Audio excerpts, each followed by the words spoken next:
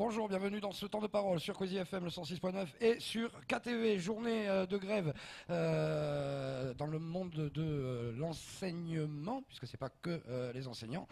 On a Rivo sur le plateau, Samuel. Rivo, bonjour. Bonjour. Alors, on va mettre un terme déjà à toute chose.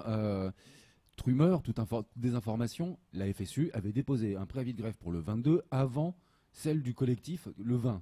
Donc vous aviez la priorité, j'ai envie de dire. Non, mais en tout cas, c'est très clair. Ça a été diffusé, ça a été repris donc par la presse locale le lundi matin.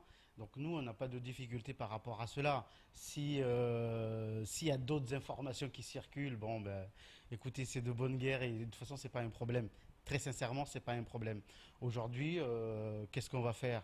Effectivement, on s'attendait à beaucoup de monde, mais ce ne sera plus les renseignements généraux qui vont compter le nombre de manifestants, mais les inspecteurs de l'éducation nationale qui vont devoir faire leur travail de compter le nombre de grévistes ou le nombre d'écoles fermées sur le terrain. Bon, ben, ça sera que ça et on saura s'adapter. Ça n'a jamais été comment un rassemblement avec un mouvement, comment? C'est impossible de faire un rassemblement, de tenir un rassemblement avec beaucoup de monde, avec des actions pareilles. Je pense que il n'y a pas de souci. Mais vous nous confirmez que beaucoup d'écoles aujourd'hui sont fermées dans le premier, dans le deuxième, dans le second degré, hein, j'imagine. Il me semble que le mouvement, l'appel à la grève a été très bien suivi. Il me semble que il y a des collègues qui ont tenté effectivement de venir sur Mamoudzou.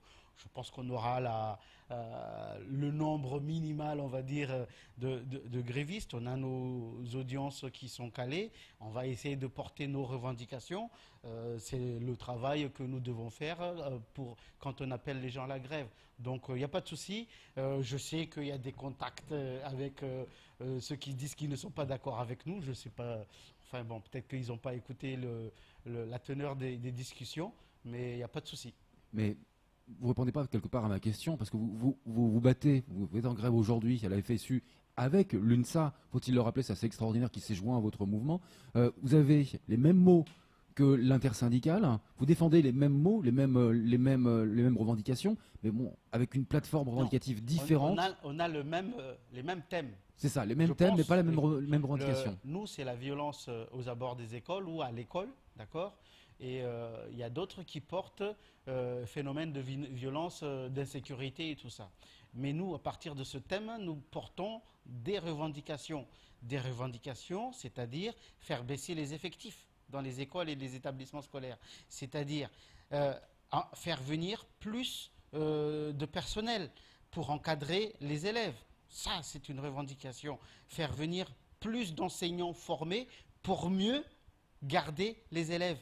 Tout ça pour se battre contre le décrochage scolaire, pour éviter à ce que dès leur 16e année, les enfants soient exclus de l'école. Parce qu'à Mayotte, le premier élève qui pète dans la classe, on attend 16 ans pour qu'il y ait un conseil de discipline et pour qu'on le dégage. C'est ça ce qui se passe à Mayotte. Alors qu'au niveau national, on se bat pour garder le plus longtemps possible un élève, un enfant, un adolescent à l'école, vous comprenez? Donc c'est ça ce que nous sommes en train de porter. Alors, je sais qu'il y a d'autres qui veulent porter d'autres revendications, mais nous, notre domaine, c'est le domaine de l'éducation et qu'on ne peut pas faire plus que ça. Et ensuite, il y a quand même, on va dire, des valeurs que nous portons au sein de la FSU et que nous assumons et que nous ne devons pas y dévier. Il n'y a pas de souci à partir de ce moment-là. Aujourd'hui, ce qu'il faudrait dire, par contre, et on sera tous d'accord d'ailleurs de le dire, c'est que l'État a abandonné Mayotte.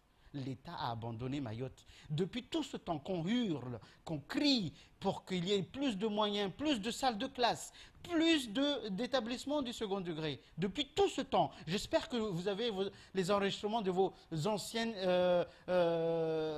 émissions où je viens de dire qu'il y a un problème ici. Hein, et que depuis tout ce temps, quelle est la réponse ? Quelle est la réponse? Quelle est la réaction de l'administration? Donc aujourd'hui, c'est l'État qui est responsable. Mais à partir du moment où on dit que c'est l'État qui est responsable, eh bien, nous devons regarder l'État. On ne doit pas regarder les petits qui essayent de survivre, de survivoter, d'accord? Et après, aboutir à des divisions. Vous comprenez? Donc nous, cette position-là, nous l'assumons. Peut-être qu'il y a d'autres qui pensent autrement, mais on respecte leurs idées, on doit aussi respecter les nôtres. Vous disiez tout à l'heure, vous avez dit que, bon, quel que soit le nombre de personnes présentes finalement, vos audiences étaient calées. C'est quoi qu'est-ce qui est calé? Quel est le programme de la journée? Alors, il était question de rassemblement et d'aller rencontrer, d'être reçu à la préfecture en présence d'un représentant du vice-rectorat aux alentours de 10 heures, ça sera fait.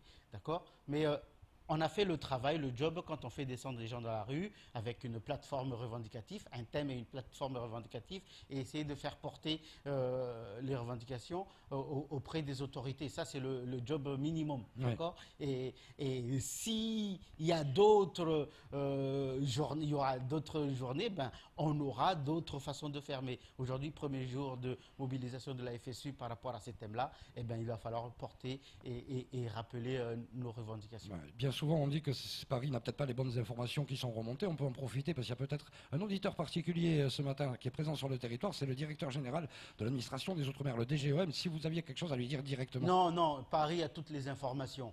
Paris envoie à Mayotte que des inspecteurs généraux qui font des enquêtes, qui remontent chez les ministres. D'accord? Et les inspecteurs généraux ne sont pas à la botte des ministres. Ils font leur travail, et ce sont des hauts fonctionnaires, ils font le travail un point, un trait. Donc Paris connaît tout ce qui se passe à Mayotte, mais Paris ne veut pas bouger. D'accord? Et c'est ce que nous devons dire. C'est ce que nous devons dire, à Paris de bouger. Et à Paris de ne pas laisser Mayotte dans cette situation. Un camarade disait, mais comment se fait-il à Bordeaux, 230 000 habitants, 1200 flics, et à Mayotte, 260 000 habitants, à peine 400. Vous comprenez? Donc c'est ça ce qu'il faut. Et n'en parlons pas du budget alloué à chaque élève à Mayotte. C'est moitié moins, vous comprenez? Ouais. Donc Paris connaît tout ça. Paris fait semblant de faire des efforts. On a besoin de plus d'enseignants, on a besoin de plus de personnel non enseignant, de plus d'enseignants formés. Ne pas à chaque fois ne pas continuer à recruter ou à encourager le recrutement de contractuels non formés. Je disais que à Mayotte, on a réussi à expliquer, je sais pas, si le vice-rectorat a réussi à expliquer que pour enseigner, il faudrait un certain niveau de diplôme. D'accord? Ok. Mais aussi, il faudrait une certaine formation. Et quand on a dans le second degré 50% plus de contractuels et 20% dans le premier degré de contractuels, il faut savoir que ce sont peut-être certainement des collègues qui sont diplômés, mais qui n'ont pas la formation adéquate. D'accord? Et que ça influe, ça impacte sur la formation, ça influe l'enseignement des élèves, sur la qualité de l'éducation. Et il faut qu'on arrête de faire croire qu'à Mayotte, nous travaillons, nous avons tout ce qu'il faut pour enseigner dans de bonnes conditions et produire du résultat. C'est ce que nous devons dire. Et ne pas trouver à chaque fois de fausses excuses. L'excuse, c'est l'État qui nous a abandonnés. Je m'adresse aux syndicalistes, mais aussi aux pères de famille. Comment peut-on expliquer qu'il n'y ait plus de ramassage scolaire depuis 3 semaines et qu'il y ait si peu de dialogue avec les autorités et les conducteurs de bus, les médiateurs, les enseignants Comment c'est possible selon vous, encore une fois? C'est laisser pourrir la situation. Laisser pourrir la situation et espérer que ça se décante, que les collègues, que les agents se lassent de la situation, parce qu'il y a eu des antécédents, ils se sont lassés. Et donc, peut-être ils se sont trompés cette fois-ci. Mais il y a aussi une façon de faire. Il y a aussi une façon de faire de l'administration. C'est de dire que, de toute façon, ils demandent le luxe. Alors qu'à Mayotte, nous ne sommes pas en train de réclamer le luxe. Comment on peut imaginer qu'un enseignant, il quitte le travail et avec le stress, est-ce qu'il va pouvoir rentrer sans sparadrap à la maison? C'est ça ce qui se passe, ne serait-ce que pour les collègues de Kahani qui sont en droit de retrait depuis le mois de janvier, depuis le 19 janvier. Vous comprenez? Et qu'on leur dit, reprenez quand même le boulot, parce que de toute façon, le danger est écarté, alors qu'ils voient sur les réseaux sociaux qu'il y a des menaces dès la reprise des cours. Ça, le vice-rectorat, alors qu'il est au courant, puisque j'ai formulé le rapport et que j'ai indiqué cela, qu'il y a des menaces qui circulent et que les collègues, ils ont peur, il les pousse quand même à aller travailler, en plus sans la forme. Mais ça, c'est une autre histoire. Et donc, ça, c'est ça ce qui se passe. Donc, on intimide, on met la pression, on fait peur et on dit que peut-être que ça va passer. Mais ça va passer jusqu'à quand? Et je me demande si aujourd'hui, ils ne commencent pas à se dire que ça ne va plus passer. Parce qu'ils commencent, par exemple, en remontant ici, j'ai vu qu'ils ont mis un bouclier de trucs, de murs au niveau de la préfecture. Ils commencent à avoir peur. Mais oui, il va falloir qu'ils aient peur et qu'ils réagissent. Mais effectivement, à chaque fois, les collègues, ils sont en droit de retrait, ils sont tranquilles dans leur coin.